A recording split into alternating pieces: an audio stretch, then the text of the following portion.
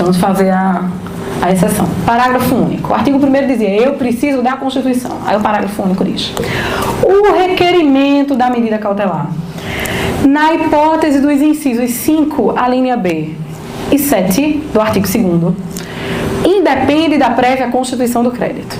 Então veja o que ele está dizendo, que como regra, eu apenas ajuizo medida cautelar após a efetiva constituição do crédito. Eu só posso ajuizar medida cautelar em situações definidas por lei.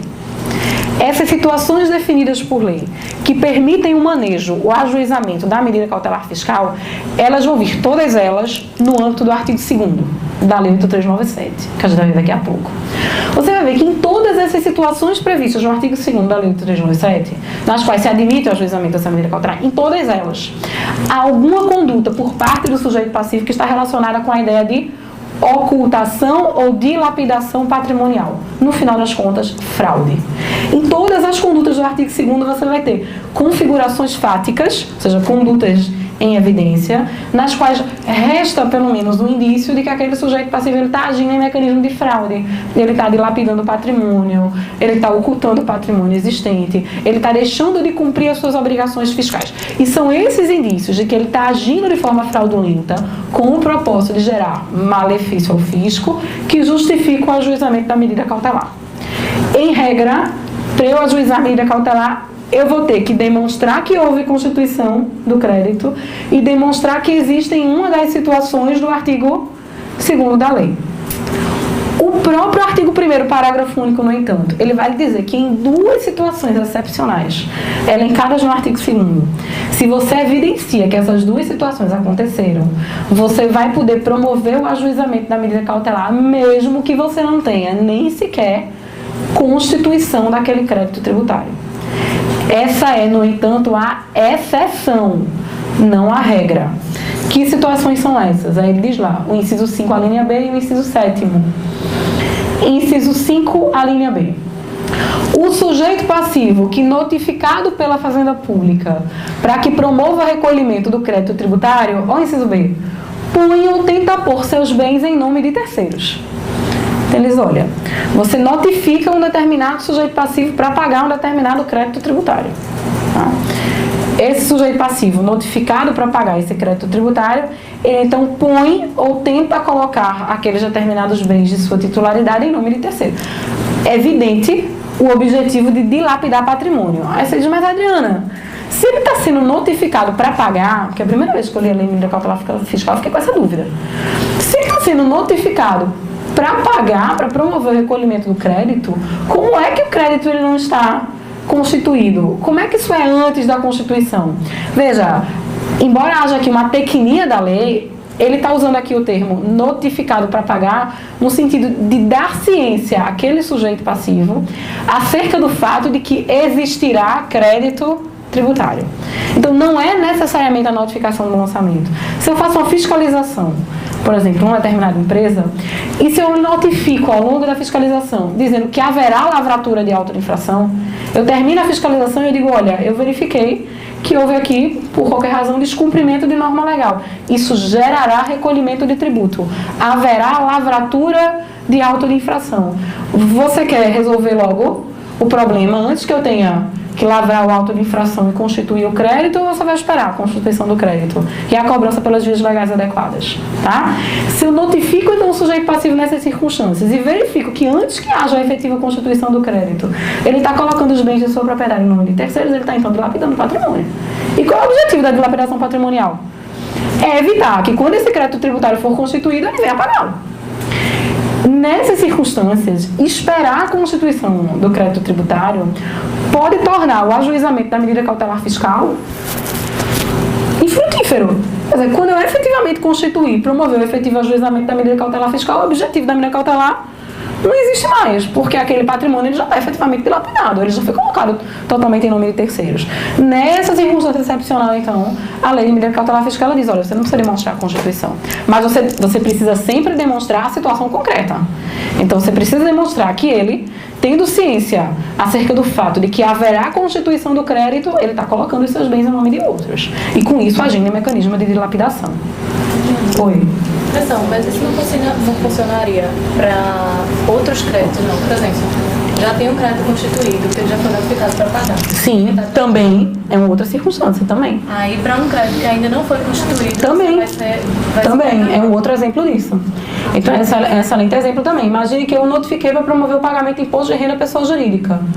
Tá? E aí ele começa a dilapidar patrimônio, e ele constitui PIS, COFINS, CSLL por declaração. Quer dizer, pela entrega de declarações, tributos sujeitos ao lançamento por homologação. Bom, se ele está dilapidando o patrimônio, ele obviamente não vai ter valor disponível naquele patrimônio daquele determinado sujeito passivo para entregar as declarações de PIS, COFINS e CSLL, conseguir efetivamente promover o pagamento daqueles tributos. É um outro exemplo perfeito de como esse artigo 2º, como esse inciso 5, a linha B se coloca. A outra seção é o inciso 7, que é a mesma lógica. Aliena bens ou direitos sem proceder à devida comunicação ao órgão da Fazenda Pública competente quando exigível em virtude de lei. Então, a lei exige que ao alienar um determinado bem, você informe a Fazenda. Por que ela exige que você informe? Porque aí eu vou verificar se você está alienando dentro do que lhe é admissível, dentro do que lhe é disponível. Esse dispositivo do artigo 2º, inciso 7º, ele se relaciona de forma perfeita, lá de novo, com o artigo 185A, aquele que a gente tinha visto agora há pouco, agora com o caput do 185A, com a ideia de fraude e execução. Sabe a ideia de fraude e execução no artigo 185? No caput, que é com o artigo 185 do CTN, ele diz lá. Ele diz lá, ao falar da fraude e execução, que sendo você proprietário do seu próprio patrimônio, você pode alienar o que você quiser. Desde que, em havendo débitos inscritos em dívida ativa, você aliene os seus bens, resguardando valores suficientes para promover o pagamento daqueles créditos. Então, imagine que eu tenho R$200 mil inscritos em dívida ativa da União e tenho um patrimônio de R$1 milhão. Eu posso alienar o meu patrimônio? Posso, até 800 mil. No momento em que eu alieno mais do que aquele valor que eu preciso resguardar para promover o pagamento dos créditos que estão inscritos, eu estou agindo em fraude e execução. A fraude e execução é a aplicação desse dispositivo lá no futuro, quando o débito já está inscrito. O artigo 2º, no inciso 7º, é um mecanismo preparatório para isso. Eles, olha, você pode alienar seu patrimônio, a propriedade é sua, mas você não aliena sem me informar. Eu preciso ter controle da sua evolução patrimonial, do que é seu e do que deixa de ser seu. Inclusive, para verificar se você tem patrimônio suficiente para promover o pagamento daqueles créditos que eu estou constituindo e que vou lhe exigir no futuro, quando promover o ajuizamento da execução fiscal. Se você começa então a alienar os seus bens sem promover a devida comunicação, o que você está fazendo aqui é dilapidação patrimonial. No futuro, quando eu ajuizar a execução e buscar o patrimônio desse determinado devedor, eu que esperava encontrar um patrimônio de R$1 milhão, vou agora encontrar um patrimônio de 200 mil. E esses 800 mil estão onde? Não sei, estão em titularidade de terceiros. Essa comunicação ela é necessária, ela é essencial para que eu possa fazer o devido acompanhamento da vida patrimonial desse determinado devedor. Diz então a lei, a 8397, se nessa circunstância em que a dilapidação, veja que nos dois casos a lógica é essa, nessa circunstância em que a dilapidação patrimonial, se esse devedor, ele põe os seus bens em nome de terceiro, ou ele começa a alienar esses bens sem fazer a devida comunicação ao órgão de controle competente, nessas circunstâncias de dilapidação, eu posso promover o ajuizamento da medida cautelar fiscal antes, inclusive, da efetiva constituição do crédito. Em qualquer outra hipótese do artigo 2º, a medida cautelar fiscal está necessariamente condicionada à existência da efetiva constituição. Vamos ver os outros exemplos. Artigo 2º. A medida cautelar fiscal poderá ser requerida contra o sujeito passivo de crédito tributário ou não tributário quando devedor. Vamos ver só algumas. 1. Sem domicílio certo, intenta ausentar-se ou alienar bens que possui ou deixa de pagar a obrigação no prazo fixado. Tendo domicílio, ausenta-se ou tenta se ausentar visando a elidir o adimplemento da obrigação. Some. Inciso 3. Caindo em insolvência, aliena ou tenta alienar bens. Então, veja, sempre a ideia da dilapidação patrimonial, da ocultação, do intuito fraudulento de não promover o pagamento daquele determinado crédito. Inciso 4. Contrai ou tenta contrair dívidas que comprometam a liquidez do seu patrimônio. Então, eu começo a contrair dívidas a tal ponto em que eu chego no momento em que eu tenho mais dívida do que efetivo patrimônio. Bom, eu tenho que indisponibilizar o patrimônio. Senão, eu vou chegar numa situação na qual aquelas dívidas nunca serão pagas. A lógica é essa. E aí, o dispositivo mais utilizado pela Receita Federal, o inciso 6. possui débitos, inscritos ou não em dívida ativa, que somados ultrapassem 30% do seu patrimônio conhecido. Esse é o dispositivo mais utilizado pela Receita Federal para fins de ajuizamento e medida cautelar fiscal. Que eu consigo lhe dizer que 90% das medidas cautelares fiscais são ajuizadas com base nesse inciso 6 do artigo 2º. Você faz uma busca dos débitos existentes em nome daquele determinado devedor, você quantifica aqueles débitos, você diz ele deve R$1 milhão, e o patrimônio conhecido dele é de, por exemplo, sei lá, 600 mil. Ele tem menos patrimônio do que débitos. A lei de medida cautelar fiscal ela diz, olha, se os seus débitos eles ultrapassam 30% do patrimônio conhecido, você já pode promover o ajuizamento da medida cautelar fiscal. Porque eu preciso resguardar esse patrimônio, evitar que esse patrimônio seja transferido, seja onerado, seja dilapidado, quando no futuro eu promover o ajuizamento da efetivação principal, que é a ação de execução. Então, quando eu começo a perceber que o valor, que o montante dos débitos de um determinado devedor está se tornando relevante na proporção em relação ao patrimônio conhecido e que eles ultrapassam 30% desse patrimônio conhecido, então eu tenho um patrimônio de R$1 milhão e tenho mais de 300 mil a título de débito, eu já tenho fundamento nos termos do artigo 2º, inciso 6 da medida cautelar fiscal para requerer essa indisponibilidade. É evidente que ao dar provimento a essa medida cautelar fiscal e ao decretar essa indisponibilidade, o juízo fará até o montante dos débitos estabelecidos. Então, se eu tenho R$1 milhão de patrimônio, 350 mil de débitos, ou seja, mais de 30% do meu patrimônio conhecido, a Fazenda ajuiza a medida cautelar fiscal e o juiz acolhe, ele vai decretar a indisponibilidade de R$350 mil no montante de R$1 milhão, que é o montante do patrimônio desse determinado devedor. O objetivo da medida cautelar fiscal não é impedir que o devedor tenha liberdade ou autonomia sobre o seu patrimônio, mas assegurar que ele tenha liberdade e autonomia sem frustrar a satisfação do crédito público. Isso fica evidente também na lei de medida cautelar, quando ela diz lá embaixo, vamos botar para cá,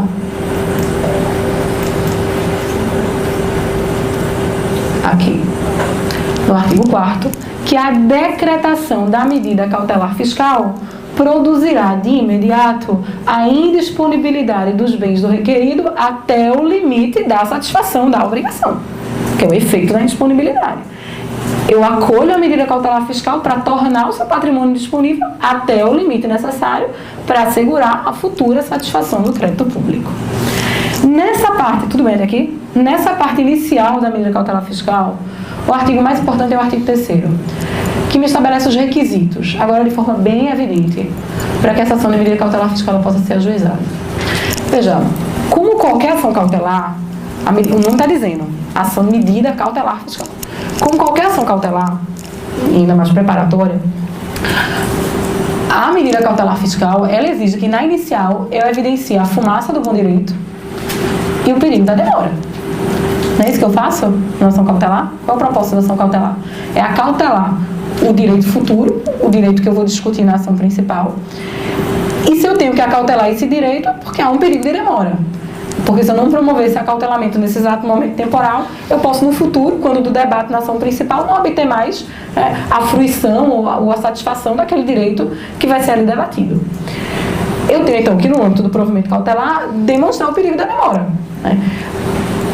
Os danos causados à fazenda pública exequente acaso a indisponibilidade do patrimônio do devedor não se efetive. Ao mesmo tempo, eu tenho que evidenciar que existe plausibilidade na decretação dessa indisponibilidade. Ou seja, é que o juiz não está decretando a indisponibilidade simplesmente pelo risco. O risco por si só não justifica o acolhimento da medida cautelar fiscal. É o risco qualificado pelo fato de que a relativa certeza acerca da existência daquele crédito que justifica o constrangimento temporário desse patrimônio desse devedor até que a ação de execução fiscal ela venha a ser ajuizada no futuro. Então, veja, eu digo ao juiz o seguinte, excelência, há risco de não satisfação do crédito público se eu não promover essa indisponibilidade nesse determinado momento temporal. Além disso, não é um risco por si só que está justificando a decretação dessa indisponibilidade. Esse risco está qualificado pela fumaça do bom direito, ou seja, pela plausibilidade do que eu estou alegando, pela certeza, não dá para usar aqui o termo certeza, mas pela noção ou a ideia relativa à verdade, mas com fundamento na Constituição do crédito, de que existe um crédito tributário que virá a ser cobrado em relação a esse determinado devedor e que esse crédito não poderá ser satisfeito de forma adequada se essa indisponibilidade não for decretada. É exatamente a partir da ideia de que, sendo cautelar, essa ação ela exige a demonstração tanto da fumaça do bom direito como do perigo da demora, que o artigo 3º elenca os requisitos necessários ao ajuizamento. E aí ele diz o seguinte: para a concessão da medida cautelar fiscal é essencial. Ele me dá aqui os requisitos para o ajuizamento da medida. Item 1. Prova literal, veja de novo, da constituição do crédito fiscal. Ratificando a previsão do artigo 1º, em havendo o crédito tributário constituído, é possível, via de regra, o ajuizamento da medida cautelar, ressalvadas as duas exceções que a gente trabalhou, né? No artigo 2º, inciso 5, a linha B, e no inciso 7º, quando eu alieno, boto meus bens em nome de terceiro, uma vez notificado para pagar, ou quando eu começo a dilapidar o meu patrimônio sem fazer as devidas comunicações aos órgãos de controle competentes. Ressalvadas essas hipóteses, a gente já viu, o artigo 1º já estabelecia, o artigo 3º ratifica, condição, requisito para o ajuizamento da medida cautelar é a prova literal da constituição do crédito. Essa prova, obviamente, é a prova documental. Qual é a prova documental aqui? Em sendo lançamento de ofício, a cópia do auto de infração.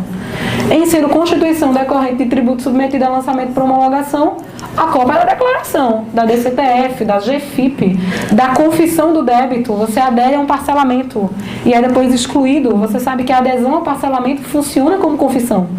E aí, ao funcionar como confissão, eu tenho ali constituição daquele crédito por aquela adesão. Então, a cópia daquele auto, daquele termo de parcelamento que gerou confissão de crédito, nos termos do que o artigo 174 estabelece.